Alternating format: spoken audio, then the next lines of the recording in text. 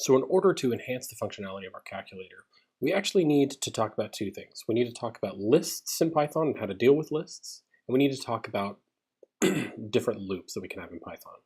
So the simplest way to think of a list in Python is it's actually a list that are indexed by numbers.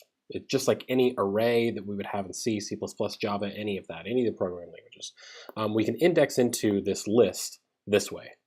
And each of those things inside of the list can point to anything in the world. They can point to any, they could be different objects that are part of Python.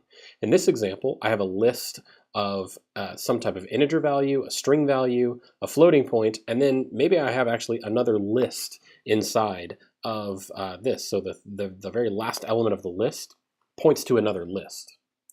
Now, there's also something in Python called a tuple. So a tuple is basically a list that I can't change. It's a list that's immutable. That's all that it is. Typically, we denote those with parentheses.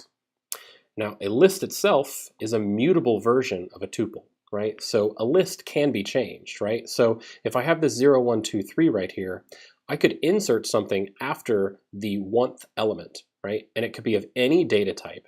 And I just insert it into the list, and now I have a list of 5 elements instead of 4. Right? And so that's a very easy way of being able to insert data and keep a hold of a lot of data that might be different types and hold it in a single kind of abstract data type, right? So the list in Python is really going to be something that is the workhorse data type for all sorts of different abstractions that we have in Python. So let's look at some examples, right? The first thing we'll look at is Python tuples. Now these are lists that are basically immutable. So if I say a tuple equals 45, comma, 67, comma, not a number.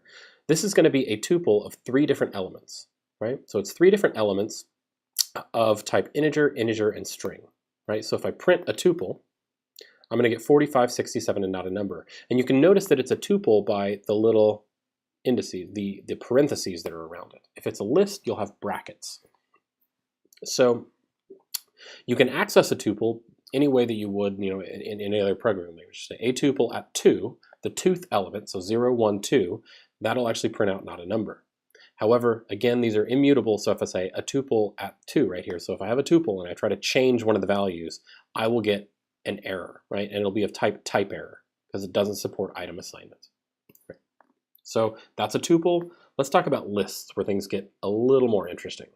So right here, we'll do the exact same thing as before. We'll take 2 numbers and a string, and we'll set them equal to a list right here. And now, I'm going to access some of the functions that are part of Python lists. So I can say a_list.append. And the variable that I'm going to append onto it is a string of type right here, and then I can print it out. And I can see now this list, it's mutable, so I can change it. So I have 45, 67, not a number, and this big long string at the very end. So it's 4 elements long, right? So if I say temporary list is equal to a string, and a number, and then I say a list.append this temporary list, well, the very last element now in that list will be another list, right? So so I have 45, 67, these 2 strings, and then the very last element is just another list, exactly what we talked about before.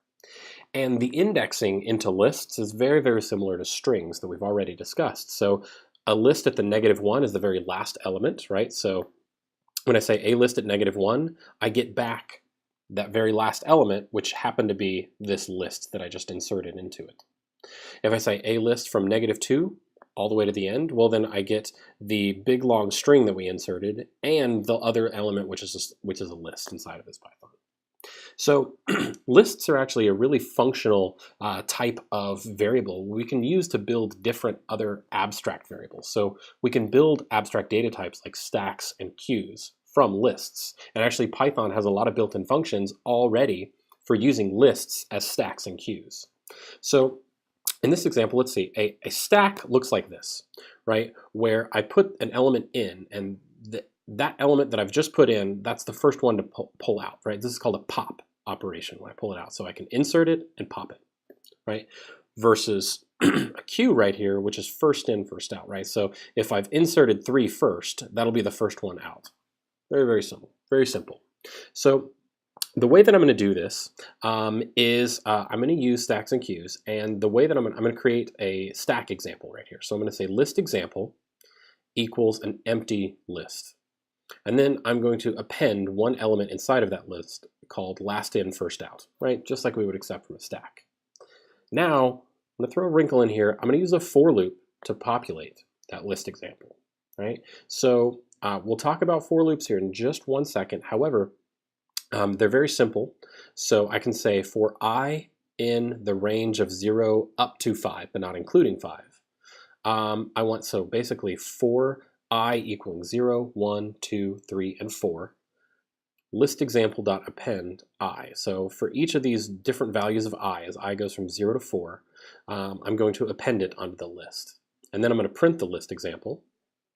Then I'm going to do this pop operation. So I'm going to pull the last element off, and then print that value and print the list example. And what we can see here is, well, we get LIFO and then 0, 1, 2, 3, 4. Then we pop the last element off of it, which happens to be a 4, and print it. And then we print the whole list example again, and we can see that we've taken that last one, we've popped that off of the stack at this point, right? So this is a very easy implementation of a stack that simply uses the built-in functions that are part of a Python list. I can also build a queue out of this, so first in, first out. First in, first out of this. And the way that I do that is from collections, I import dequeue. And dequeue is a special type of list that has this function into it called append left. Excuse me. So if I say, okay, I want this queue example to be an empty queue right here, then when I hit append left, it'll be first in, first out. So that'll be the first element that I put in there. Now, for I in the range of 5 to 10, I'm going to append left I, right? Which is essentially, it's an insert operation, this append left. I'm inserting it in.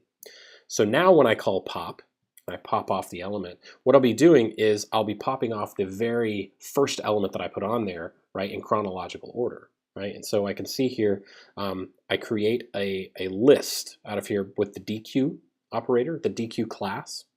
And so this is the first thing I inserted, second, and then all the way down here is the last thing that I inserted. And when I do a pop on this list, I actually get the first in, first out element. So this is another way of using lists in order to build up a queue example right here where it's first in, first out.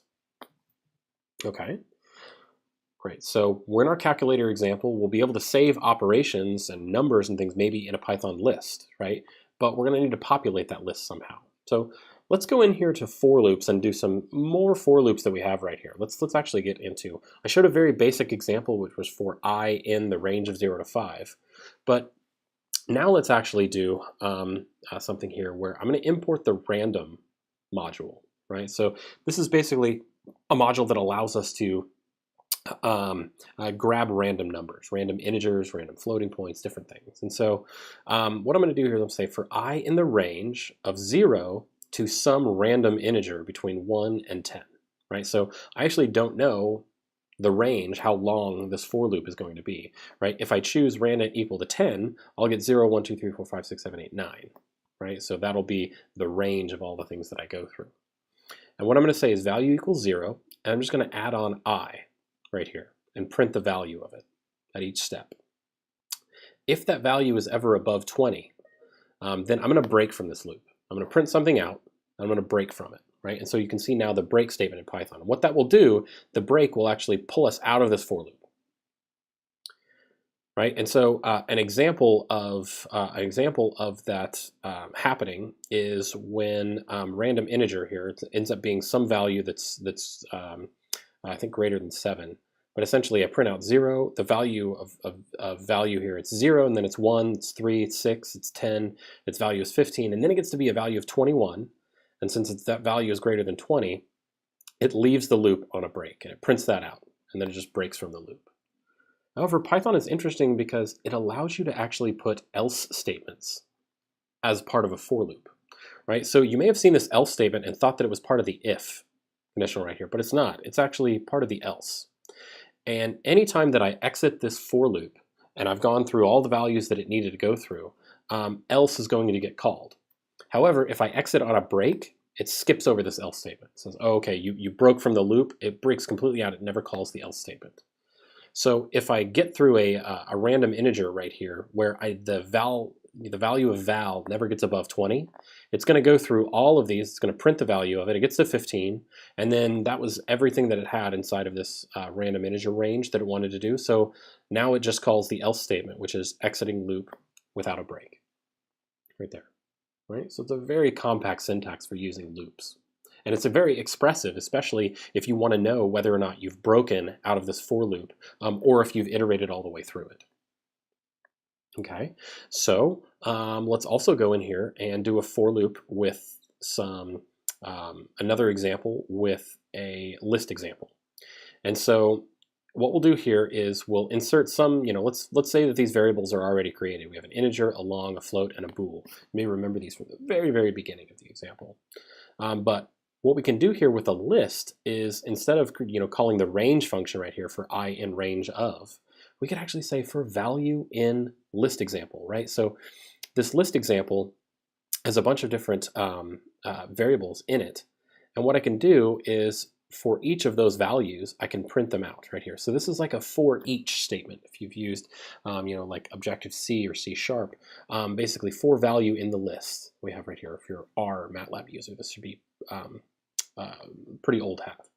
So what I'm going to do here is I'm going to convert that value into a string, and I'm going to concatenate that with a space, and concatenate that with a string which is the type of whatever that memory location is. Now I could have just printed off the value and printed off string, but this is a more explicit way of converting everything to a string and printing it.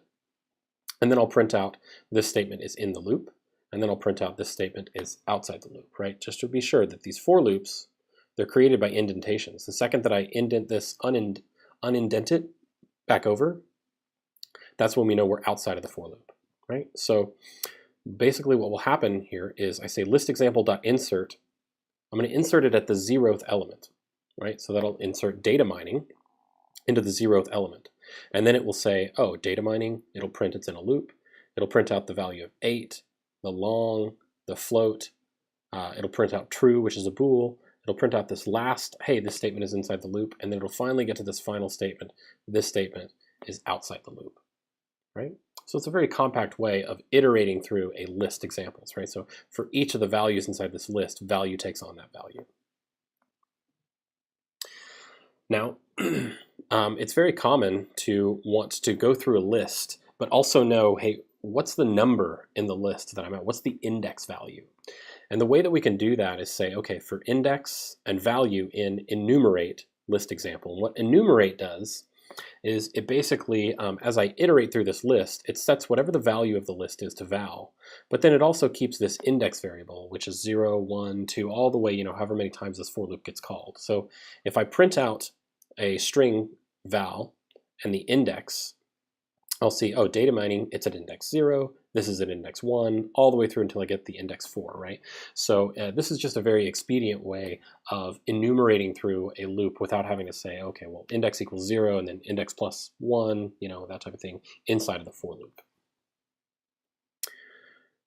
And finally, we can actually take, in the same way that this enumerate function works, we can kind of do that on our own if we wanted to. So if we have two lists that are the exact same length as one another, we can actually just do what's called a zip operation. Zip those lists together such that we can go through them in a for loop, row by row, right? Or index by index. So if I were to do an example here, say questions and answers, where I have, and again, true to Python form, I'm going to use an example from MontyPython. If I have name, quest, and favorite color, and Lancelot, Holy Grail, and blue right here, then I can say for QA, and I'm going to zip together the questions and the answers lists. Then I can print out the value of Q and A using this syntax here, which is another way of creating formatted strings. So what is your %s means insert a string right here. So if you've ever used fprintf or sprintf, all of that still works, but we're going to use the modulus operator right here. So modulus, and then I give it a tuple of all the values that I'm going to insert and the format that I want each of those inserted in. Exact same way that I would use fprintf in like a C or C++ programming language, or even in Java for that matter, right? So when I do this, it'll say, what is your name? It is Lancelot. What is your quest? It's the Holy Grail. What is your favorite color? It is blue. So I would encourage you to kind of look at all of these examples, look at all of these positions in the slide, and make sure you understand what's happening when I'm looping through lists, because it's a very, very common practice to loop through lists using this kind of for each, enumerate, and these zip type functionality.